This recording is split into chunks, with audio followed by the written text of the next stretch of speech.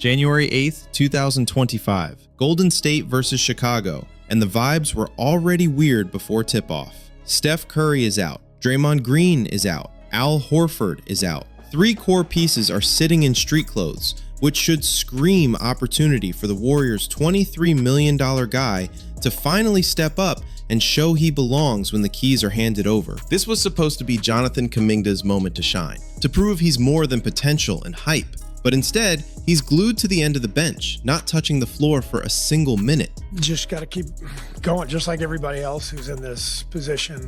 And it happens to everybody, pretty much, other than the stars. Guys come in and out of the rotation depending on, who's available, how the team's playing. And no, this wasn't an injury. It wasn't foul trouble. This was Steve Kerr staring at his roster and deciding Guy Santos, the 55th pick from 2 years ago, deserved minutes over the 7th overall pick from 2021. And here's the wildest part of all. The Warriors still won this game by 32 points without Kaminga seeing the floor. That's not just awkward, that's loud. What I'm about to break down is how this situation spiraled to this point. Everything that led here, from the contract standoff to the trade chatter to what his own agent said publicly, and where Jonathan Kuminga could realistically end up next. Trust me, it's way crazier than it sounds. By the end of this video, you'll understand why January 15th is circled on calendars all around the league. A real conversation has to happen about what's going down in Golden State, because this Jonathan Kuminga situation didn't get fixed with a contract extension. It didn't calm down, it didn't heal, it got worse. This isn't just bad, it's not just messy. It's reached the point where NBA fans everywhere are asking the same question. What are the Golden State Warriors actually doing? We're breaking down everything. The summer standoff that poisoned this relationship from the jump, the so-called honeymoon phase that barely lasted, the moment veterans started calling him out publicly, the DMP that blew everything wide open, and most importantly, where Jonathan Kuminga could end up getting traded,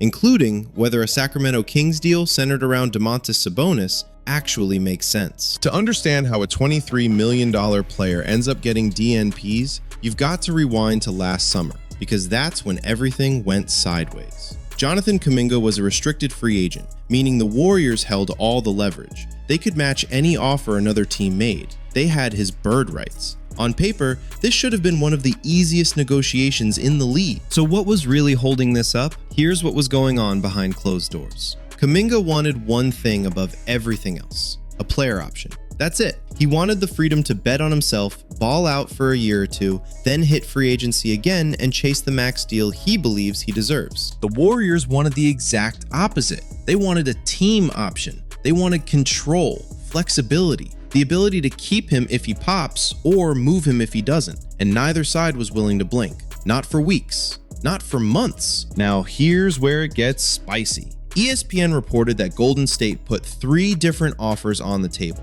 First, 3 years, $75 million with a team option in year 3. Second, 2 years, $45 million. Third, 3 years, $54 million, fully guaranteed, but no options at all. Kaminga looked at all 3 and basically said, nah, he wasn't signing anything without that player option, period. And while this standoff dragged on, other teams started circling. The Phoenix Suns came in with a sign-and-trade offer. 4 years, $99 million with a player option. That was exactly what Kaminga wanted all summer. Control, leverage, flexibility. And Golden State, they said no. The Sacramento Kings also made a push. Malik Monk plus a lottery-protected first-round pick.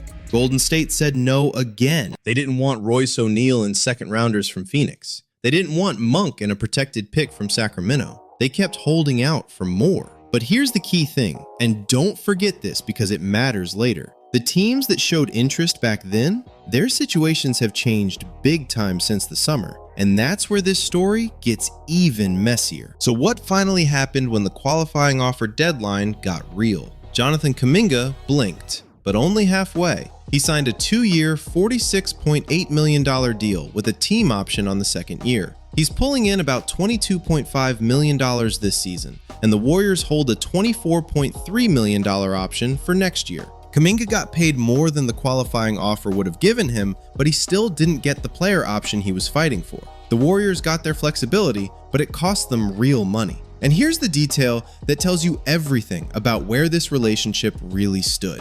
According to Shams, both sides went into this deal already knowing trade talks would restart the moment Kaminga became eligible to be moved on January 15th. This isn't speculation. This isn't fans connecting dots. That was the actual understanding going in. Sign the deal now, revisit trades later. ESPN straight up described this contract as a trade asset, not a long-term partnership. And honestly, that might be the most accurate summary of this whole situation. But don't relax yet, it actually gets worse. ESPN's Anthony Slater reported that months of tense negotiations left bitter feelings on both sides. Kaminga felt pressured into taking the deal, while the Warriors were irritated it dragged out so long. And those feelings didn't magically disappear when the ink dried. They followed him straight into the season. Now here's the twist. Despite all the summer drama, there was a short window where it looked like maybe, just maybe, this could work. Like maybe both sides could lock in and hoop. Jimmy Butler actually reached out to Kaminga during the standoff and said, "I love him.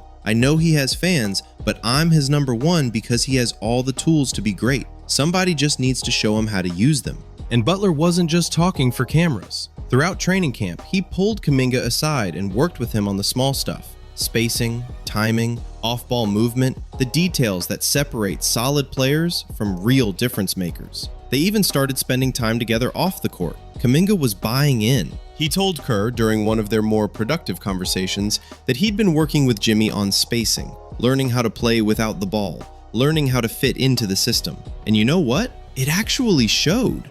Kerr rewarded him by naming Kaminga the starting power forward on opening night in October. And for a minute, this man was cooking. We're talking 17.5 points, 7.5 rebounds, 3.5 assists per game, shooting 55.4% from the field and 45% from three. The Warriors started 4-1. Kerr was praising him publicly. The media was acting like the storm had passed. Everyone was patting themselves on the back like, see, the drama's over. This works. Kerr even admitted he had doubts going in. He told ESPN that lineups featuring Kaminga, Butler, and Draymond Green were minus 36 in 105 minutes the previous season. Those three together were a mess. Kerr said, "I wasn't convinced until I was convinced." Even opening night didn't look great in the first half, but for about 2 weeks, everything clicked. Kaminga played his role. The team won games. The vibes were right. And then reality hit hard. Steph Curry got sick and missed 3 games, and the offense completely collapsed without him.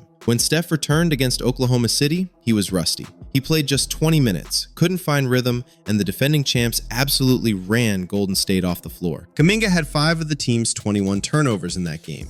5 in a blowout loss. And that's when the honeymoon officially ended. Because after that loss, the veterans decided it was time to send a message. Draymond Green and Jimmy Butler went to the media, and they didn't sugarcoat a thing. They didn't name names, that's not how vets move, but everybody knew exactly who they were talking about. Draymond told reporters, "I think everybody was committed to winning and doing that any way possible. Right now, it doesn't feel that way." Think about that statement. Early in the season, everyone was locked in. Everyone was doing the right things. And now, something changed. Somebody stopped buying in, and the locker room felt it. Warriors insider Monty Poole went on 95.7 FM in the Bay Area and let it all fly. No code words, no dancing around it. He said, "Everyone wants to identify Jonathan Kuminga and Brandon Pajemski as the 2 guys Draymond was referring to." And then Poole took it a step further. He said, "When you connect the dots, how can you not end up at Kaminga's door?"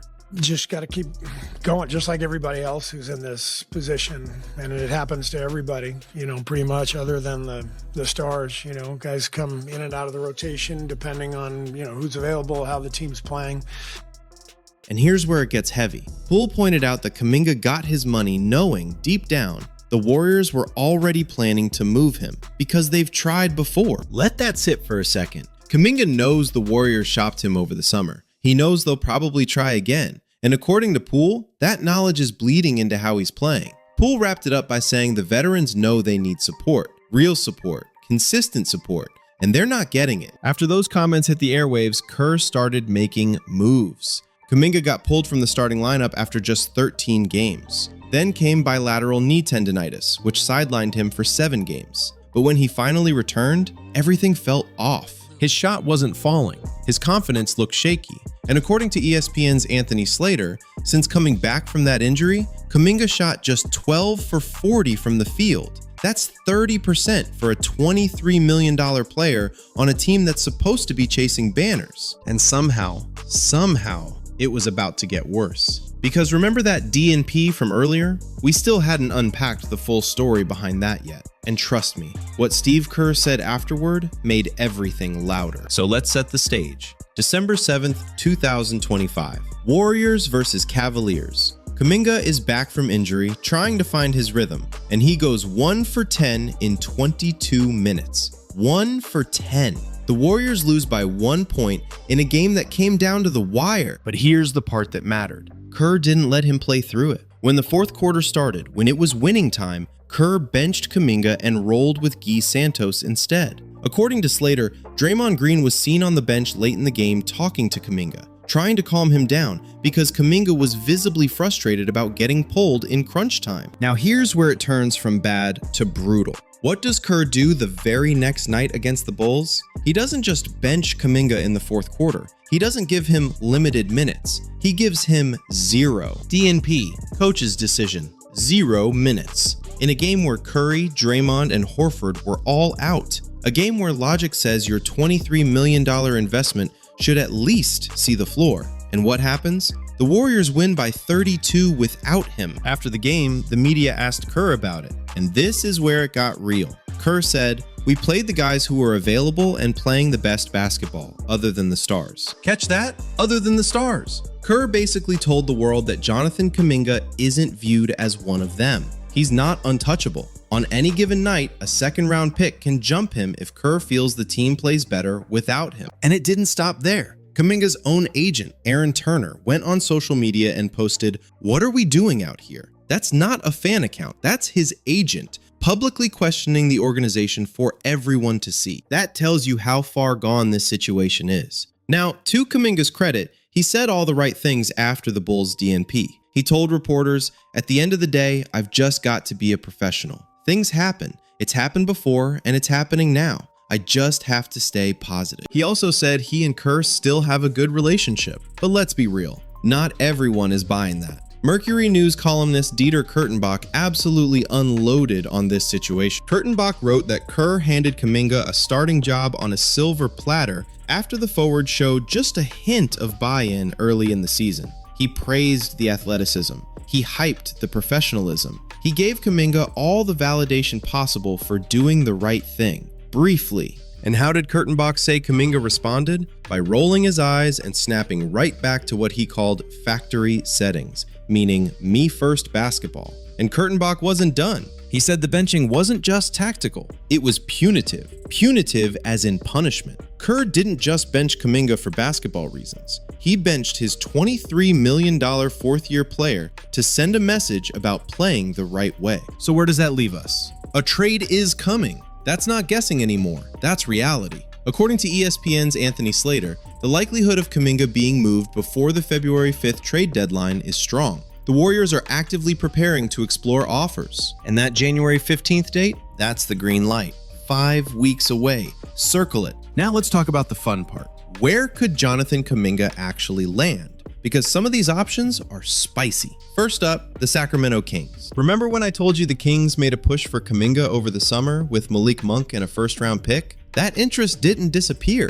Sacramento still wants him. But here's the twist. Their situation has completely changed. Sacramento is sitting at 6-18 and falling apart. According to Shams, the Kings know it's time to pivot. Big names are on the table. Zach LaVine, DeMar DeRozan, everybody. Now we're talking bigger swings. What if Golden State flips Kaminga to Sacramento as part of a package for Domantas Sabonis? Bleacher Report's Zach Buckley floated this exact idea. The proposal? Kings send Sabonis to Golden State for Kaminga, Moses Moody, Buddy Hield, Trace Jackson-Davis, and a 2028 first-round pick. Think about what that means. Sabonis is a 3-time All-Star. He's almost averaging a triple-double. He's exactly the kind of center Golden State has been missing since the dynasty days. Put Sabonis next to Curry, Butler, and Draymond. That's a real championship core. And for Sacramento, they get young pieces to rebuild with. Kaminga becomes a featured guy. He gets space to grow. He's out of a system that clearly doesn't work for him. And here's the kicker. Sports Illustrated reported that Kaminga wants to play for the Kings. So the interest is mutual, but there's one major catch. Sam Amick reported that Domantas Sabonis' camp does not expect him to be moved at the deadline, and they're preaching patience. That tells us this might be more of an off-season play than a February deal. So if Golden State wants to swing big right now, they may have to look elsewhere. The framework that's been floated? Kaminga to Indiana for a package centered around Benedict Mathurin, with Obi Toppin likely included to help match salary. And honestly, this deal makes sense for both sides. Mathurin is athletic. He can score. He already knows how to play off stars, and he'd fit way cleaner next to Curry and Butler than Kaminga ever has. He's shown he can accept a secondary role without disrupting everything. And here's a little history people forget. Mark Stein reported that back in 2022, the Pacers were huge fans of Kaminga when Golden State was chasing Sabonis before he got traded to Sacramento.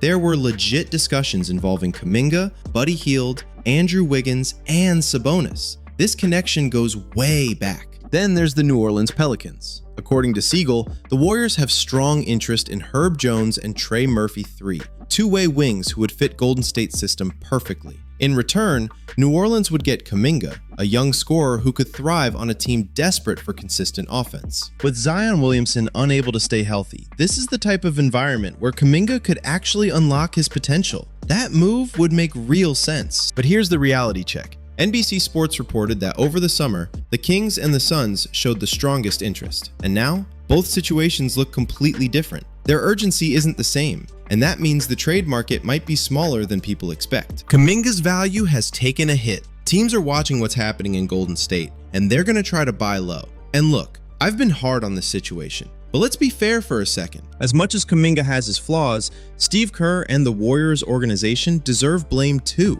This is the same Kaminga who went from out of the rotation last season to averaging 20.8 points in 27.4 minutes during the playoff series against Minnesota when Curry went down. Same player, same skill set, same tendencies if you want to call it that. The difference was opportunity and consistency. When he was needed, he showed up. When he got minutes, he produced. And Kerr admitted after last season, if JK comes back, we'll for sure spend the early part of the season playing him with Jimmy, Draymond, and Steph. He even acknowledged they didn't really give him a fair shot with the main guys last year. Fast forward 2 months into this season, and we're back to the same pattern. Hot start, lose the starting job, get buried on the bench. The fundamental problem is exactly what Dieter Kurtenbach laid out. Kaminga wants to be the guy. He wants 25 shots. He wants the ball. He wants to create. But that's not how the Warriors operate. Their system is built on selfless ball movement, constant off-ball energy, reading defenses, and making the extra pass. And Kaminga and the coaching staff have butted heads over this for years. Kerr was recently asked about Kaminga's star ambitions and said, "He's obviously a guy with a lot of ambition, which I love. He wants to be a star. He has the ability, but there has to be a consistent level of play. This is the best league in the world, so the consistency has to be there." That's fair. Consistency does matter. But here's the flip side. You drafted this kid 7th overall. You've had him for over 4 years. You won a championship with him on the roster as a rookie, and you still haven't figured out how to use him. At some point, that's on the organization too. Maybe Kaminga just doesn't fit what Golden State is trying to do. Maybe the system that built Steph, Clay, and Draymond was never built for a player like him. And if that's the case, then do the right thing. Trade him to a team that actually wants him. Let him be the guy somewhere else instead of treating him like a problem to fix. That's not sustainable. That's not winning basketball. That's just drama pulling attention away from everything else. So here's where we're at. This marriage is over. It's been over. That contract Kaminga signed in September wasn't a commitment, it was a placeholder until both sides figured out the exit. He's averaging 12.4 points and 6.3 rebounds in what's been a roller coaster season. His shooting has dropped off hard since the injury. The veterans don't trust him. The coach doesn't trust him. His agent is questioning the organization publicly. For Kaminga, a trade might be the best thing that ever happens to him. Get him out of Golden State. Get him to a team that believes in young talent instead of chasing one more ring with aging stars. January 15th is 5 weeks away. That's when Kaminga becomes trade eligible, and based on everything we've seen, I'd be shocked if he's still wearing a Warriors jersey on February 6th. So what do you think? Drop your thoughts in the comment section below. If you enjoyed this breakdown, make sure to like, share, and subscribe, and I'll see you on the next one.